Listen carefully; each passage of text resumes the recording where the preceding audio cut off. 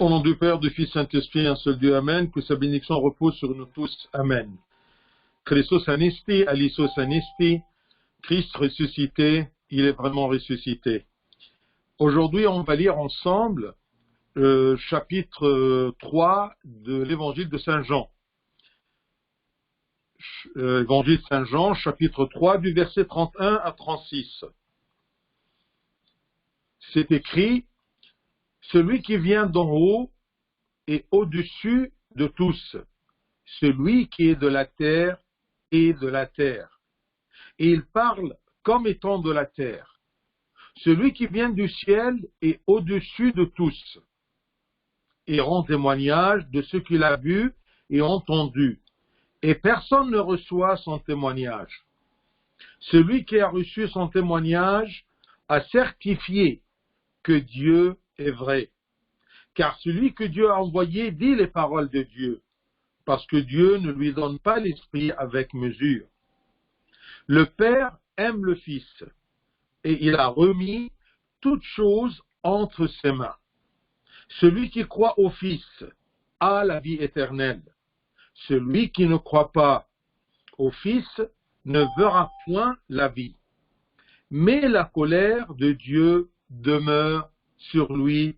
Gloire à lui éternellement. Amen. Alors, une petite introduction à propos de Saint Jean l'évangéliste et Saint Jean Baptiste. Alors, c'est l'évangile selon Saint Jean chapitre 3. On doit savoir que Saint Jean l'évangéliste était un des disciples de Saint Jean Baptiste avant d'être disciple de Christ. C'est pour cela que vous voyez dans l'évangile selon Saint Jean cite quelques événements un peu secrets, un peu privés entre Jean-Baptiste et ses disciples. Ici, ce texte-là qu'on vient de lire, chapitre 3, Jean 3, de 31 à 36, eh bien, c'est Saint Jean-Baptiste qui parle à ses disciples.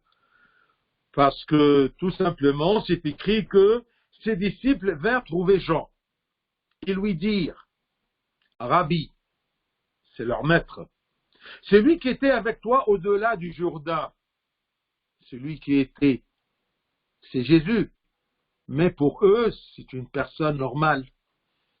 Celui qui était avec toi au-delà du Jourdain et à qui tu as rendu témoignage, voici, il baptise. Et tous vont à lui. Alors c'est comme si, par exemple, ils enviaient le Christ et ils ont un zèle pour leur maître. Ils sentent que la réputation et la célébrité de leur maître va disparaître avec cette personne-là qui était avec Jean-Baptiste au-delà du Jourdain. Mais alors, Saint Jean-Baptiste, il était très honnête. Il voudrait bien dire à ses disciples que je ne suis pas moi le Messie, mais il y a le Messie qui va venir. Je n'ai que l'ami de l'époux. Et il leur a dit aussi que celui-ci doit augmenter dans la valeur et moi, je dois diminuer. Alors, il commence à leur dire que celui qui vient d'en haut est au-dessus de tous. Celui qui est de la terre est de la terre. Et il parle comme étant de la terre. Celui qui vient du ciel est au-dessus de tous. Donc, Saint Jean-Baptiste ici met en évidence la différence entre le Christ, Fils de l'homme, le Christ selon son humanité.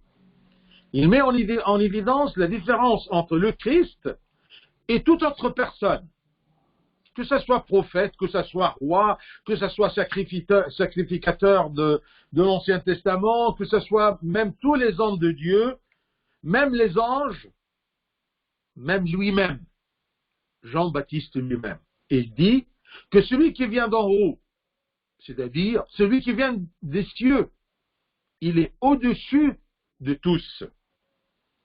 Parce que tout homme est terrestre. Ainsi sa connaissance. De la terre, étant de la terre, il parle, celui qui est de la terre est de la terre et il parle comme étant de la terre. Le terme de la terre, ça veut dire qu'il est limité dans sa connaissance, dans son efficacité. Il a toujours une limite parce qu'il est terrestre. Mais celui qui vient du ciel, eh bien, il est au-dessus de tous, même au-dessus de moi-même, votre maître Jean-Baptiste. Tout homme est terrestre, ainsi sa connaissance, aussi grande qu'elle soit.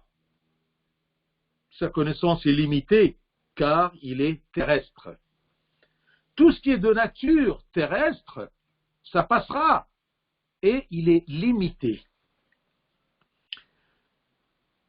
Limité dans le sens que les cieux ne se sont jamais révélés avec tout leur mystère à une nature terrestre.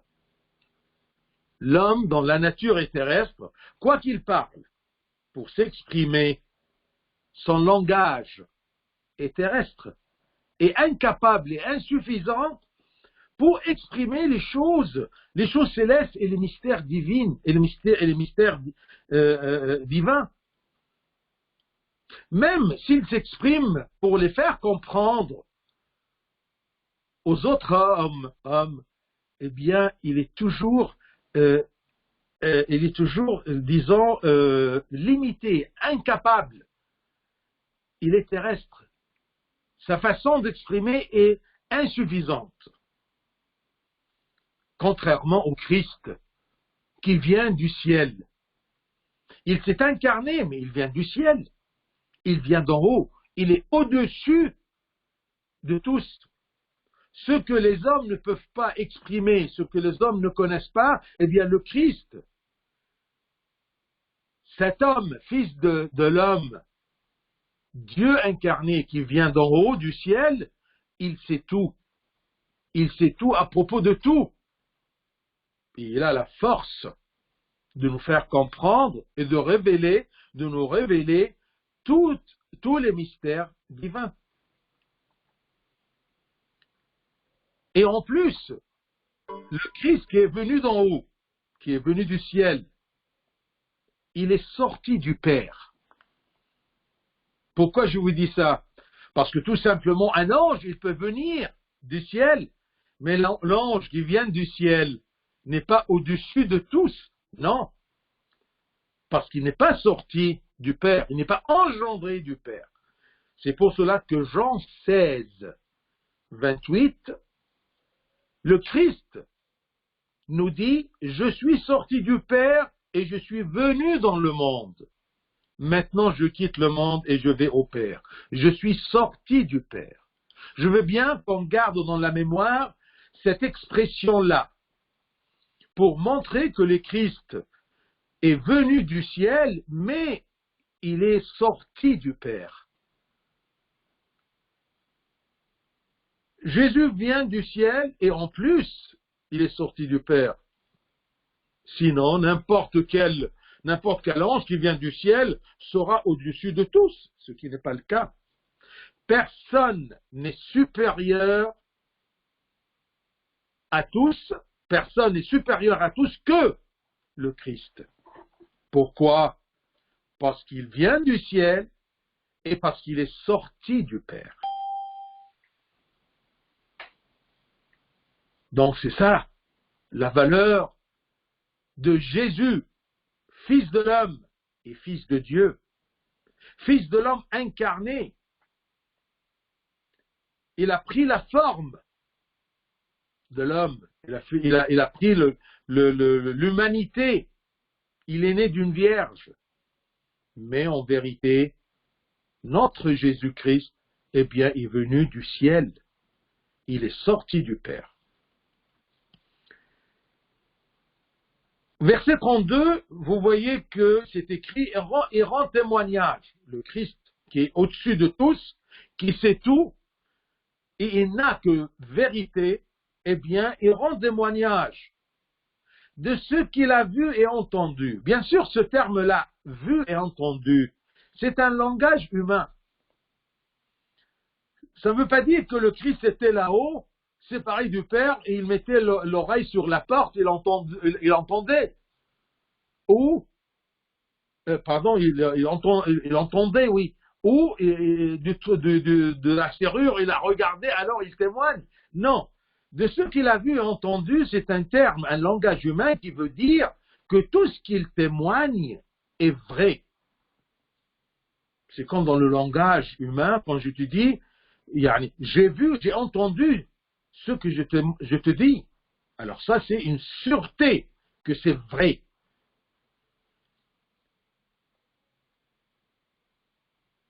Bien sûr, l'Esprit Saint, qui a poussé les évangélistes et les hommes de Dieu d'écrire les Écritures, l'Esprit Saint utilise un langage humain pour faciliter et pour rapprocher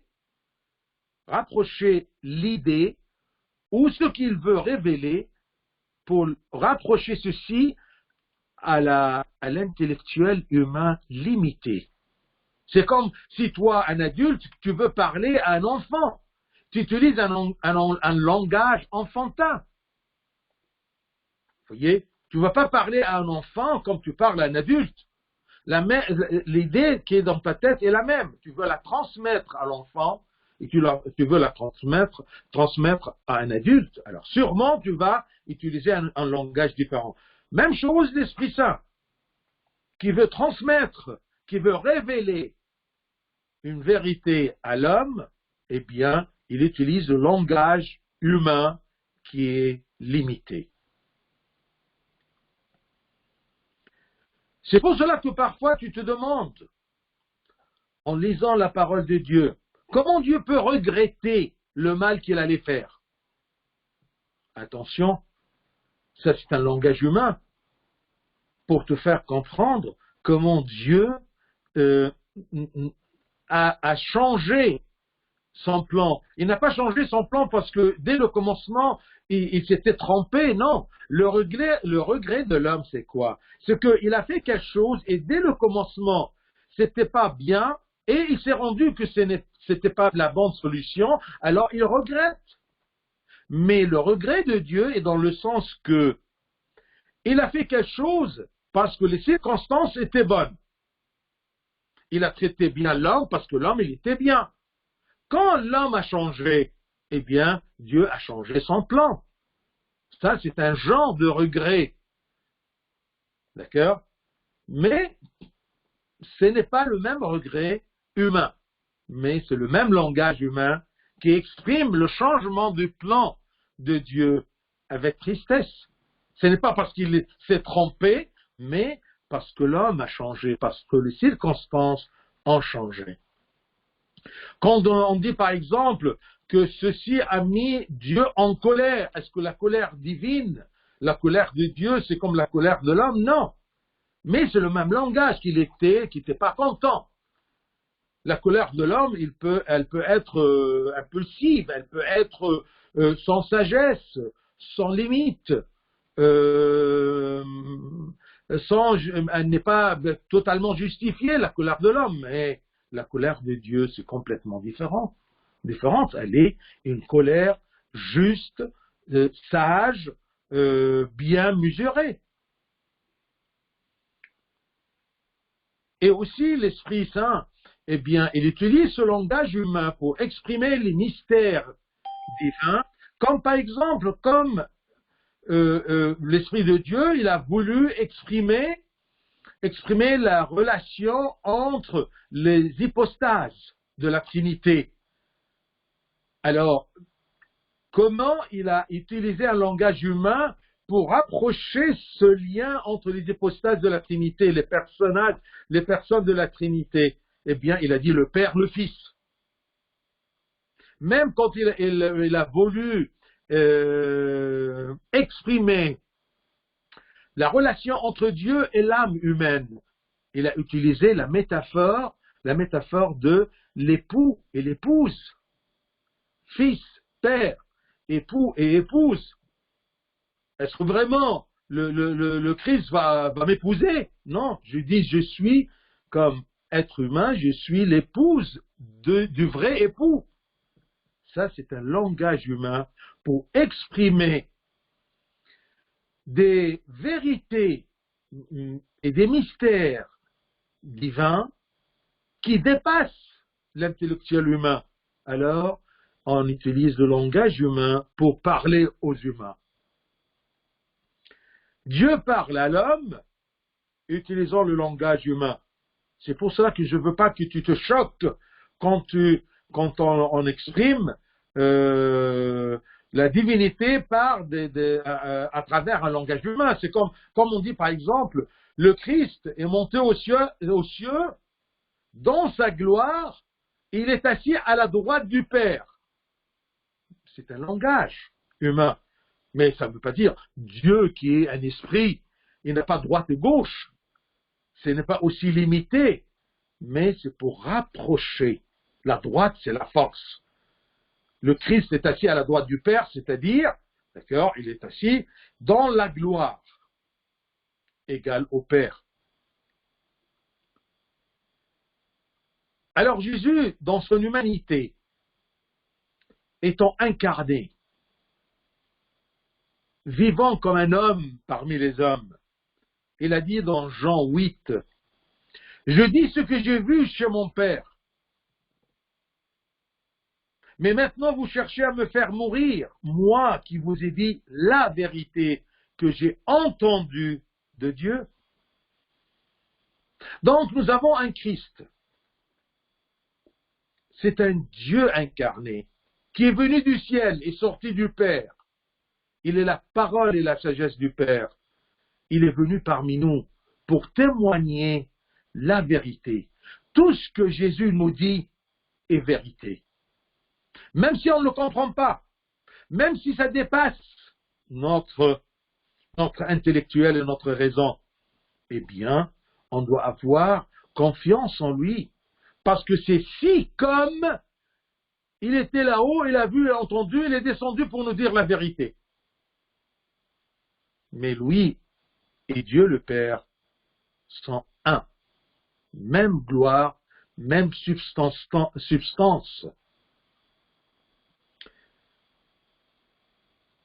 Moi qui vous ai dit la vérité que j'ai entendue de Dieu. Ça, c'est une assurance dans un langage humain que le Christ nous dit pour nous assurer que tout ce qu'il nous dit est vrai. C'est pour cela quand tu lis l'Évangile et quand tu vois que c'est une phrase qui sort de la bouche du Christ en disant « En vérité, je vous le dis, ça c'est une loi. Tu ne peux pas la changer parce que c'est la vérité. Tu ne peux pas discuter même entre toi et toi-même. Il te dit en vérité, je vous dis. » Donc, c'est indiscutable. Même si je n'arrive pas à concevoir, mais je dois avoir confiance que celui qui est venu d'en haut du ciel et qui est sorti du Père, eh bien, il est venu parmi nous pour témoigner la vérité. Et malgré qu'il nous témoigne la vérité, nous transmet la vérité, et personne ne reçoit son témoignage. Personne, c'est-à-dire la majorité, parce qu'il y a des gens qui ont reçu son témoignage. Ils ont accepté son témoignage. Personne ne reçoit son témoignage, c'est une prophétie que Saint Jean-Baptiste déclare à propos de ces gens, que ce sera trop difficile pour eux d'accepter le témoignage de Christ. C'est une prophétie concernant le refus de la doctrine que le Christ nous annonce, la doctrine de la rédemption, la doctrine de l'incarnation, la doctrine du salut, la doctrine que je suis Jésus, Fils de Dieu, je suis le Messie attendu, je suis la parole de Dieu incarnée. Mais il y a des gens qui ne veulent pas accepter. Verset 33, c'est écrit, tout ça, ça nous montre Qui est Jésus? C'est le témoignage de Jean-Baptiste. Et n'oublions pas que Jean-Baptiste est considéré comme le dernier prophète de l'Ancien Testament. C'est le pont entre les prophètes de l'Ancien Testament et la bonne nouvelle de l'incarnation de Jésus-Christ, le commencement du salut. Verset 33. S'il y a beaucoup de personnes que personne ne reçoit son témoignage, mais celui qui a reçu son témoignage a certifié que Dieu est vrai, qu'il n'est pas menteur. Qu'est-ce que ça veut dire? Celui qui a reçu son témoignage, le témoignage de Christ, il nous dit des choses. Si tu acceptes ce témoignage, tu certifies, c'est-à-dire tu déclares que Dieu est juste parce que Dieu a témoigné que ça c'est mon fils. Écoute-le, écoutez-le. Si tu ne l'écoutes pas parce que tu n'as pas confiance en lui, alors tu dis que le témoignage de Dieu le Père est faux, que Dieu le Père est menteur, ce n'est pas son fils. Puisque le Christ sort du Père, il ne prononce que les paroles du Père. Parce que lui et le Père sont un. C'est lui-même la parole du Père. Il est Dieu le Fils. Il est Dieu la parole. Celui qui reçoit et accepte ce que le Christ annonce atteste que le Père dit la vérité, car le Père a rendu témoignage au Fils, Jésus. Et son témoignage rendu au Fils est vrai, parce qu'il n'est pas menteur. Regardez, c'est écrit à Matthieu 3. C'est ça le témoignage du Père rendu au Fils. Et voici une voix fit entendre des cieux, une voix fit entendre des cieux ces paroles. Celui-ci est mon fils bien-aimé. Celui-ci est mon fils bien-aimé, en qui j'ai mis toute mon affection. Qu'est-ce que vous voulez, nous les hommes, qu'est-ce qu'on veut mieux que ça? Que le Père témoigne, ça c'est mon fils bien-aimé, en qui j'ai mis toute mon affection. J'ai confiance en lui, je l'envoie, bien sûr parce que c'est sa parole. Qu'est-ce qu'il y a plus sûr que ma parole que vous entendez, et même non pas entendre tout simplement ma parole, mais vous avez vu ma parole parce qu'elle s'est incarnée. Au lieu d'être incarnée dans une lettre écrite, eh bien, vous avez vu ma parole incarnée parmi vous. Ce n'est pas une lettre qui vous parle, ce n'est pas une écriture qui vous parle, mais c'est un homme qui vous parle. C'est ma parole incarnée en homme. Dieu fait homme. Dans Ézéchiel, tout ça, c'est pour que ça soit clair dans ma tête. C'est qui Jésus? C'est la vérité. Même lui, il a dit, je suis la vérité. Parce que je vous témoigne, dans votre langage, ce que j'ai vu, ce que j'ai entendu de mon Père. Je ne doute jamais. Parce que c'est la vérité. Dans la prophétie d'Ésaïe, c'est écrit, chapitre 42, Ésaïe, chapitre 42, verset 8. Je suis l'Éternel, c'est là mon nom, et je ne donnerai pas ma gloire à un autre. Et en même temps, c'est écrit dans le Nouveau Testament, Jean 17. Alors, Ésaïe, il dit, je suis l'Éternel, c'est mon nom, je ne donne jamais ma gloire à personne, à un autre. Parce que c'est un seul Dieu, avec une seule gloire divine. Personne ne peut avoir cette gloire divine. Je ne la donne à personne. Jean 17, verset 10, c'est écrit, « Et tout ce qui est à moi est à toi, et ce qui est à toi est à moi. » Et verset 22, « Je leur ai donné la gloire que tu m'as donnée, afin qu'ils soient un comme nous sommes un. » Le Fils et le Père sont un, et ils ont la gloire La même gloire. Mais attention, ici, je leur ai donné la gloire que tu m'as donnée. La gloire que le Père a donnée au Fils, c'est la gloire divine, mais la gloire que le Fils donne à ses enfants, c'est d'être les fils de Dieu. C'est une gloire limitée, une gloire pour des humains. Une partie de cette gloire. Non, un rayon de cette gloire. Parce que nous sommes devenus par adoption enfants de Dieu. Mais le Fils, Jésus-Christ, eh bien, il a la même gloire. Parce qu'il est un, il est égal à Dieu. La gloire que tu m'as donnée. Car nous sommes un. Dieu ne donne sa gloire à personne, mais s'il la donne à Jésus, donc Jésus et Dieu sont un. Tout ça, on parle à propos de celui qui est venu. C'est ça notre foi. Nous sommes chrétiens, on croit en Jésus, qu'il est descendu du ciel. Il n'est pas envoyé de Dieu, il n'est pas tout simplement un prophète, non. C'est au-dessus de tout. Même au-dessus des anges, parce que les anges viennent du ciel, mais ils ne sortent pas de Dieu.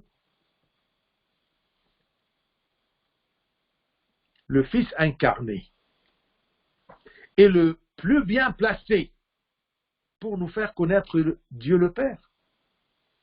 Regardez Matthieu 11, c'est écrit. Nous sommes privilégiés d'avoir le Christ qui nous révèle tout. Matthieu 11, il dit, « Toutes choses m'ont été données par mon Père, et personne ne connaît le Fils si ce n'est le Père. Personne non plus ne connaît le Père si ce n'est le Fils, et celui à qui le Fils veut le révéler. » Il nous révèle le Père, non pas comme un homme terrestre, non pas comme un prophète ou un homme de Dieu ou un homme de l'Église, non. Il nous révèle la vérité. Parce que personne ne connaît le Père si ce n'est le Fils. Il sait le Père complètement, parce que lui et le Père sont un. J'espère que vous avez conçu cette vérité-là. Si le Fils me parle, c'est comme si le Père me parle. Ce n'est pas un représentant, c'est la parole de Dieu. J'aimerais bien que vous sentez cette vérité-là, que le Christ, Fils de Dieu, est la parole de Dieu, incarnée. A pris la forme d'un homme, pour que ce soit très facile pour moi, d'accord, de le connaître, d'avoir son témoignage. Peut-être je ne sais pas lire, peut-être il n'y avait pas des imprimeries pour avoir des livres, peut-être c'était trop difficile d'avoir des manuscrits, mais maintenant, il me parle. Il est venu pour parler à l'humanité. Et des hommes, poussés par l'Esprit Saint, ils ont écrit de la part de Dieu ce que nous avons maintenant entre nos mains. Ça, c'est la vérité. J'aimerais bien que quand tu tiens la Bible, dis, ce n'est pas un livre religieux, ce n'est pas la Bible, c'est la vérité qui est entre mes mains. Jean, 1er chapitre 18, c'est écrit. Personne n'a jamais vu Dieu. Le Fils unique, qui est dans le sein du Père, est celui qui l'a fait connaître. Qui l'a fait connaître. Et regardez le langage humain, qui est dans le sein du Père. Est-ce que le Père, qui est esprit, a un sein? D'accord? Il a un abside pour prendre le Fils dans son sein? Non. Mais c'est une façon.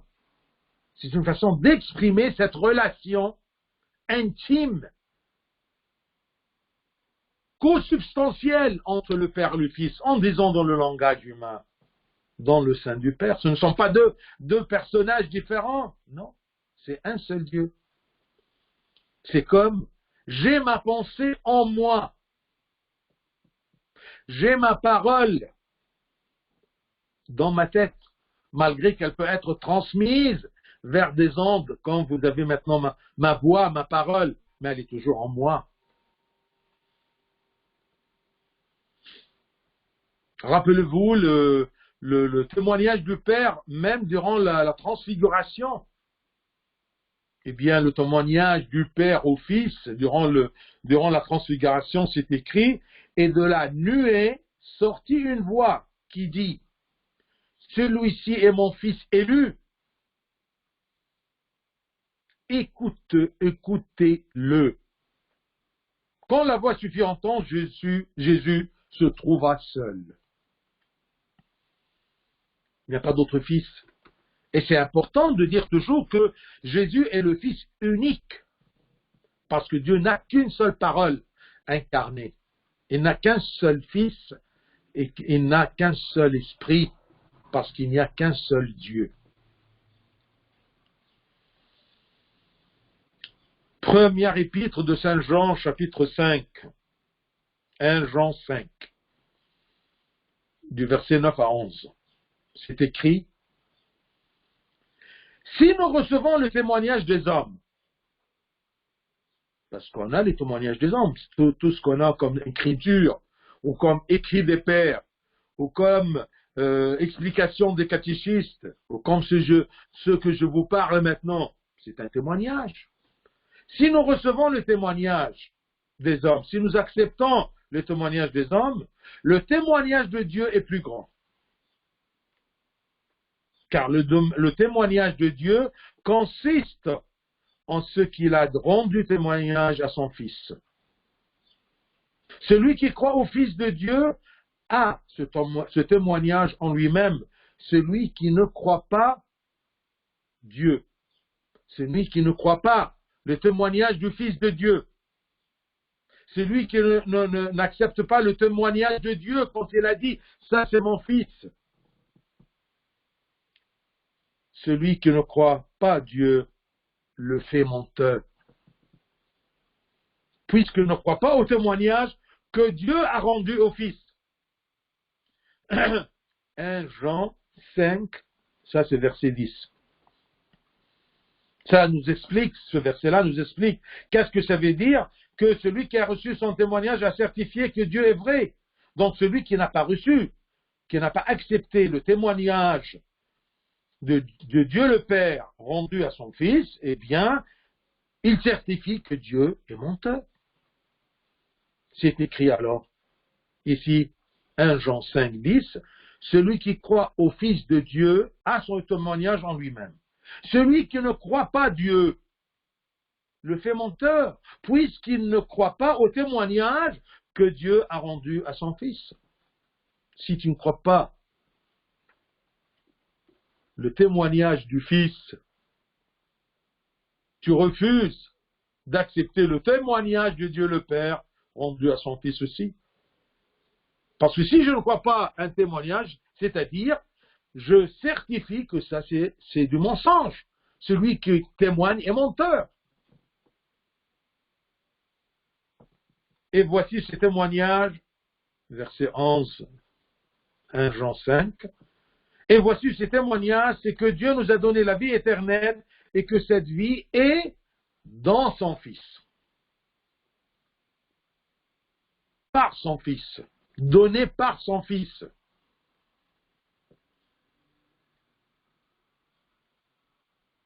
Même Moïse a témoigné à propos du Fils. Qu'est-ce qu'il a dit?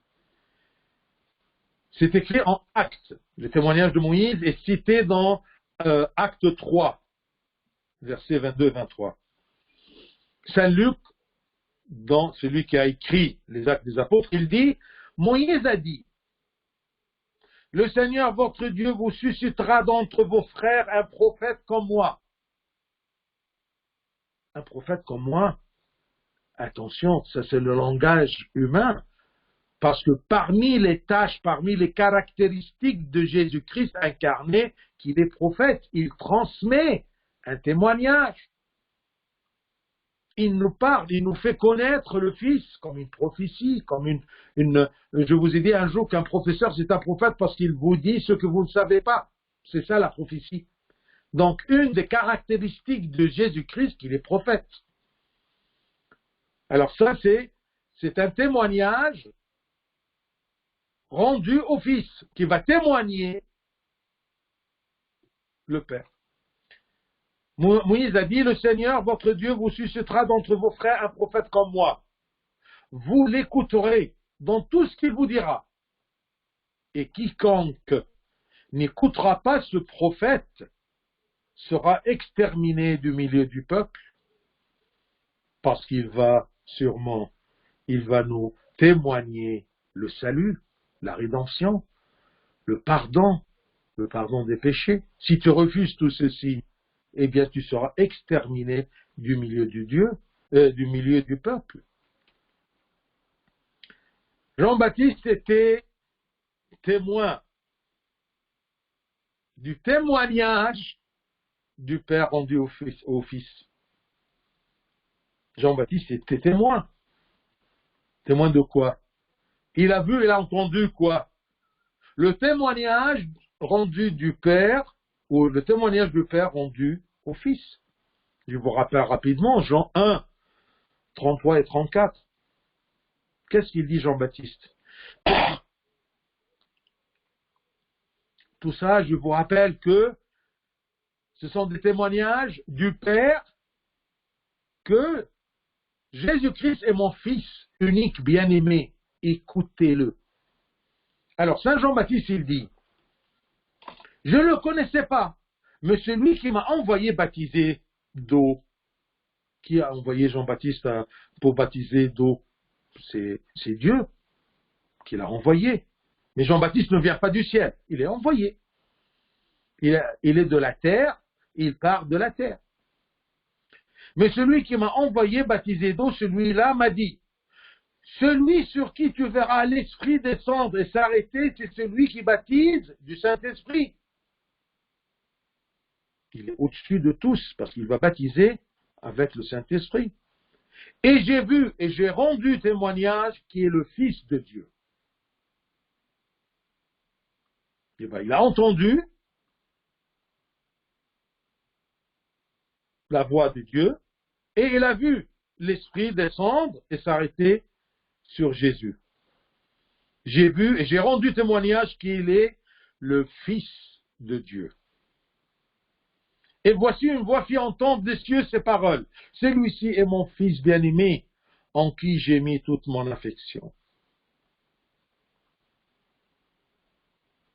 Le Christ a dit, après tout ça, il nous dit à travers, selon saint Matthieu, chapitre 11, verset 6, heureux celui pour qui je ne serai pas une occasion de chute.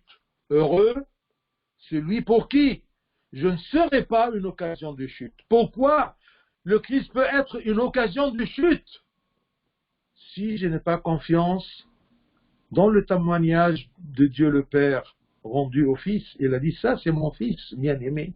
Écoutez-le. Alors le Christ, il dit, bienheureux celui qui je ne serai pas une occasion de chute pour lui. Celui qui acceptera le témoignage du Père rendu au Fils, le Fils ne sera jamais pour lui une occasion de chute.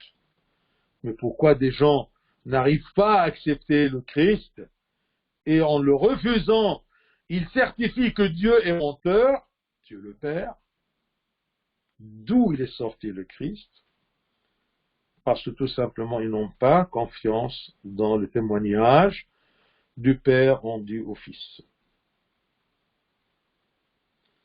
Verset 34. Car celui que Dieu a envoyé dit les paroles de Dieu, parce que Dieu ne lui donne pas l'Esprit avec mesure. Chacun y reçoit les dons de l'Esprit Saint avec mesure.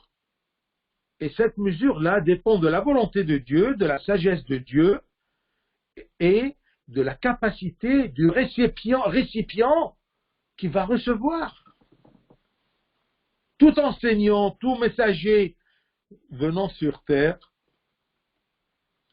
a une capacité et a une influence limitée, car il reçoit l'Esprit, reçoit les talents de l'Esprit avec mesure. Mais Dieu le Père, quand il a envoyé son Fils, sa parole pour être incarnée, il ne l'a pas donné l'Esprit Saint avec mesure, parce que le Christ a la plénitude de l'Esprit, parce que lui et l'Esprit Saint sont un.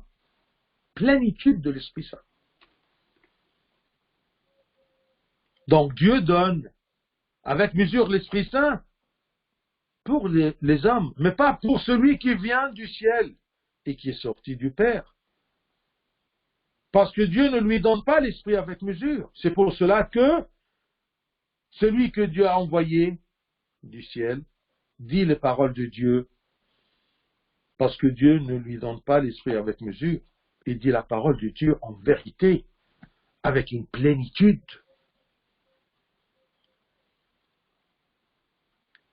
Chacun a des talents de l'Esprit Saint. Mais puisqu'il est de la terre, il a des limites dans ces talents-là. Il n'a pas des talents absolus. Il n'a pas tous les talents. Comme Saint Paul, quand il nous dit, un seul et même esprit opère toutes ces choses, des talents différents, les distribuant à chacun en particulier comme il veut.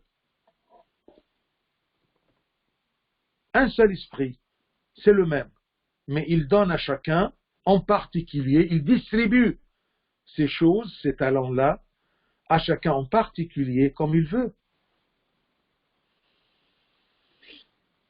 Et même Saint Paul dit aux Hébreux que Dieu a appuyé les disciples avec des signes et des miracles. Il dit, Dieu appuyant leur témoignage par des signes, des prodiges et divers miracles et par des dons de Saint-Esprit distribués selon sa volonté. Il ne donne pas la plénitude, parce que personne ne peut supporter la plénitude des talents de l'Esprit que celui qui est descendu, qui est venu des cieux.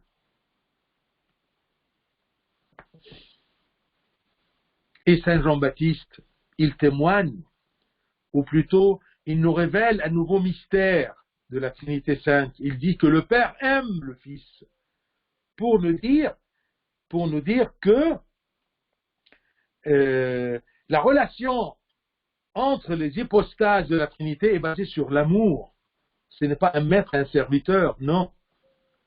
Le Père aime le Fils comme un père, non pas comme un maître et un serviteur. Et parce qu'il aime le Fils, il a remis toutes choses entre ses mains. Qui en a su que Dieu lui a mis toutes choses entre ses mains, que celui qui est venu du ciel? C'est Dieu qui est parmi nous. C'est Dieu qui nous parle. Le Christ est Dieu incarné. Il est descendu du ciel. Il est sorti du Père. Tout ce que le Père a est à moi.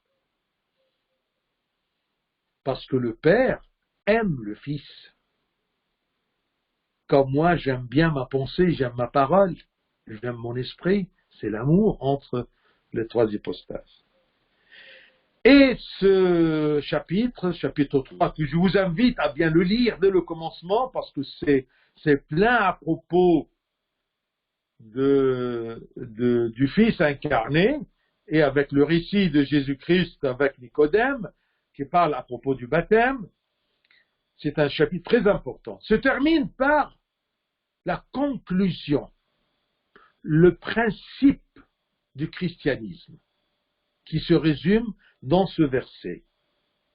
Et je termine par ça. Celui qui croit au Fils a la vie éternelle. Celui qui ne croit pas au Fils ne verra point la vie, mais la colère de Dieu demeure sur lui. Ici, il n'a pas dit, celui qui ne croit pas au Fils ne verra pas la vie, mais la colère de Dieu vient sur lui. Non, demeure. Ne change pas. Pourquoi? Parce que n'oublions pas que c'est écrit, Éphésiens 2, 3, qu'on a appris avant ça, c'est écrit que nous tous aussi nous étions dans leur nombre, et nous vivions autrefois selon les convoitises de notre chair, accomplissant les volontés de la chair et de nos pensées, et nous étions par nature des enfants de colère comme les autres. Nous étions par nature les enfants de colère comme les autres. De nature, je suis enfant de colère. Si je crois en Fils, je suis pardonné et cette colère-là est séparée de moi. Elle est éloignée de moi. Mais si je ne crois pas au Fils, source de salut, eh bien, la colère de Dieu demeure toujours, elle reste sur moi.